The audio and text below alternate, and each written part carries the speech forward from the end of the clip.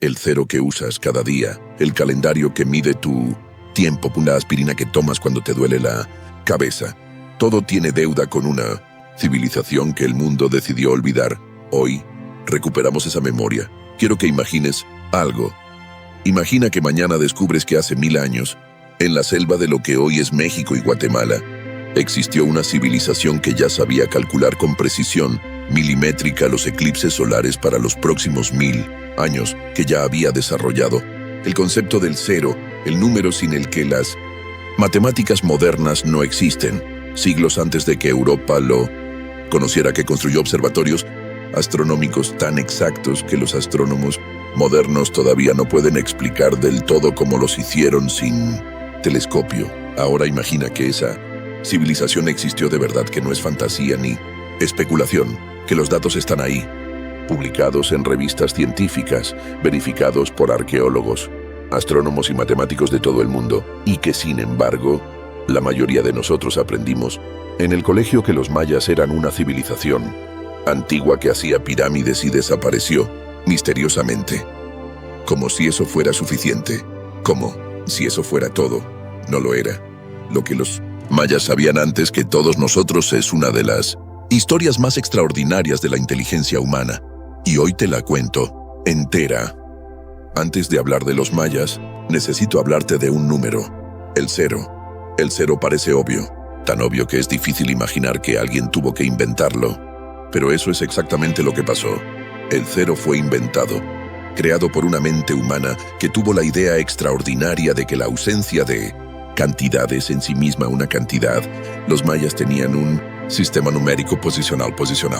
Significa que el valor de un número depende de su posición, exactamente como funciona nuestro sistema decimal moderno. Los romanos, por ejemplo, no tenían un sistema posicional. El séptimo siempre vale 7, sin importar dónde lo pongas. Eso limita enormemente los cálculos complejos. Los mayas sí lo tenían. Su sistema era vigesimal, basado en el 20, pero funcionaba exactamente con la misma lógica que usamos hoy, y con ese sistema podían calcular números enormes, números que necesitaban para algo que los hacía únicos entre todas las civilizaciones de su tiempo. Cuando digo que los mayas tenían una obsesión con el tiempo, no hablo metafóricamente.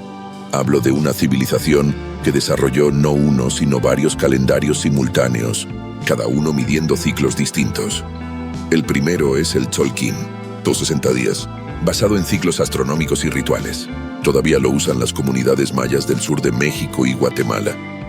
El segundo es el Hab, 365 días. El año solar. Ahora escucha esto con atención, pero el tercer calendario es el que de verdad cambia todo, o el calendario de la cuenta larga, el sistema que los mayas usaban para medir periodos de tiempo que van mucho más allá de una vida humana, ciclos de más de 5000 años. Y ese calendario les permitía hacer algo que para nosotros sería imposible sin computadoras: calcular la posición del Sol, la Luna, Venus y otras estrellas para cualquier fecha del pasado o del futuro. El caracol de Chichén Itzá es uno de los edificios más estudiados y menos comprendidos de la arqueología moderna. Desde afuera parece una torre cilíndrica sobre una plataforma cuadrada.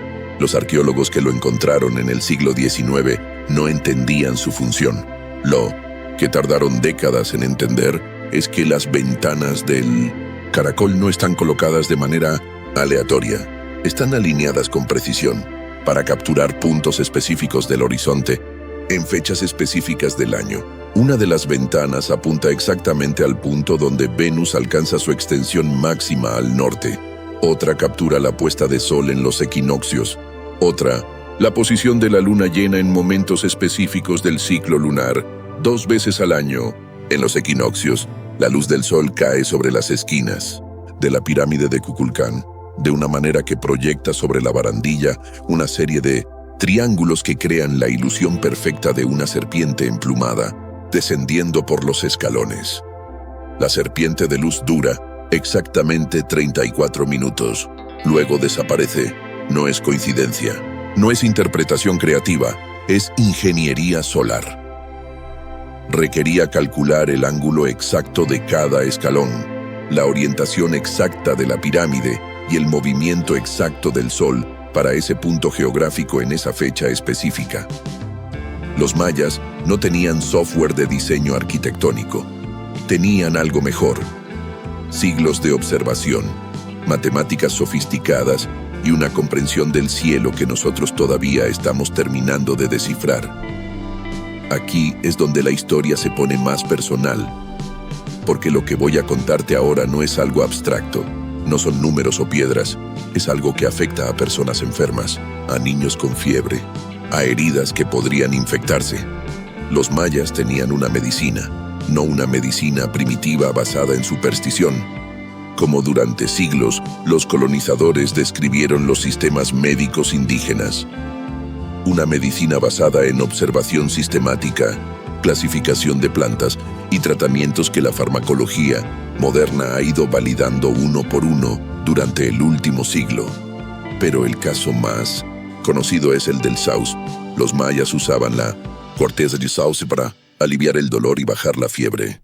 En Europa, no fue hasta 1828 que un farmacéutico alemán aisló el principio activo de la corteza de sauce, la salicina, que en 1897 el químico Felix Hoffmann modificó para crear el ácido acetilsalicílico, que hoy conocemos como aspirina. El 12 de julio de 1562, en la ciudad de Maní, en la península de Yucatán, el obispo franciscano Diego de Landa ordenó la quema de lo que él llamó supersticiones y demonios mentiras del diablo. Lo que ardió esa tarde fue irreemplazable: manuscritos mayas, códices, libros, siglos de conocimiento astronómico, registros médicos, historia dinástica, literatura, música escrita, ciencia. El propio Diego de Landa, años después, escribió una descripción detallada de la escritura maya, el único manual de referencia que quedaba para quien quisiera descifrar los textos. Estaba equivocado en los fundamentos. La escritura maya no es alfabética, sino mucho más compleja, pero ese texto, con todos sus errores, fue durante 400 años la principal herramienta disponible.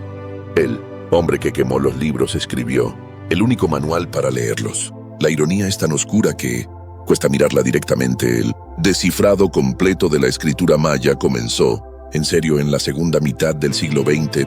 Yuri Knorosov, un lingüista soviético que nunca pisó México ni Guatemala, sentado en Leningrado con fotografías y el texto erróneo de Landa, propuso en 1952 que la escritura maya era logosilábica.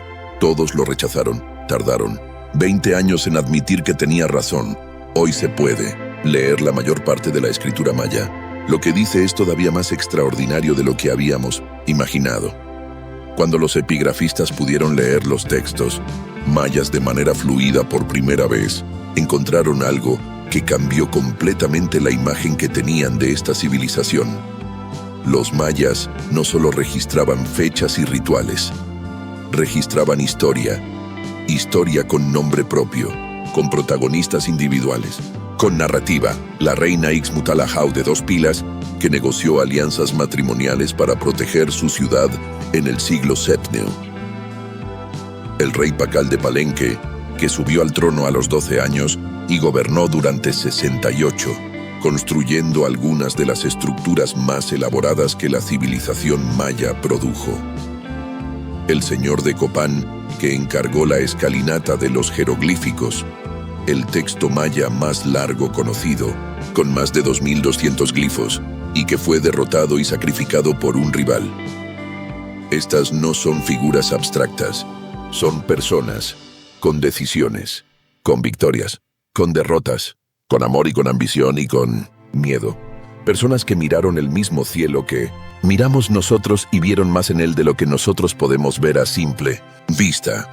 Aquí necesito decirte algo importante. Los mayas no son una civilización del pasado. Hay entre 7 y 8 millones de personas en México, Guatemala, Belice, Honduras y El Salvador que se identifican como mayas hoy, que hablan lenguas mayas, que practican tradiciones mayas, conocimiento que los arqueólogos están descubriendo con orgullo en las universidades Muchas veces no es un descubrimiento para las comunidades mayas, es una confirmación, es el mundo académico occidental llegando finalmente, con sus instrumentos y sus publicaciones, a las mismas conclusiones que los ancianos mayas de Yucatán y los altos de Guatemala ya sabían. Los médicos mayas tradicionales, los H-Menop, siguen practicando una medicina basada en plantas con siglos de refinamiento. No es magia, no fue nunca magia. Era ciencia, con los nombres de otra época, con los métodos de otra cultura. Pero ciencia, observación sistemática de la realidad, formulación de patrones, aplicación práctica de conclusiones. Eso es lo que hacen los científicos. Eso es lo que hacían los mayas. El cero que usas cada vez que escribes un número. El calendario que te dice qué día es hoy. La aspirina que tomas cuando te duele la cabeza. La comprensión de los eclipses que nos permite predecirlos. Todo esto tiene deuda con conocimientos que florecieron en la selva de Mesoamérica hace más de 1000 años, no deuda simbólica, deuda real, medible, documentada. Los mayas no eran una civilización que casi llegó a la modernidad y desapareció. Eran una civilización que desarrolló soluciones extraordinarias a preguntas extraordinarias.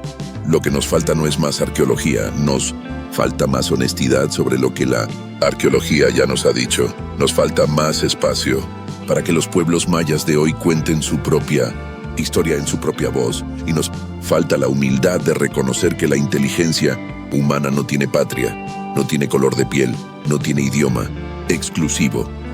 Floreció en las selvas de Mesoamérica, en el Valle del Nilo, en los ríos del Indo, en las laderas del Popocatépetl. Tunkumito, cuando aprendemos a verla en todos esos lugares, no solo en los que nos enseñaron a mirar, el mundo se hace más grande, y más hermoso, y más justo. Los mayas llamaban al tiempo Kabahuil, la mirada que ve hacia adelante y hacia atrás al mismo tiempo. Eso es exactamente lo que necesitamos. Ver hacia atrás con honestidad, para ver hacia adelante con claridad.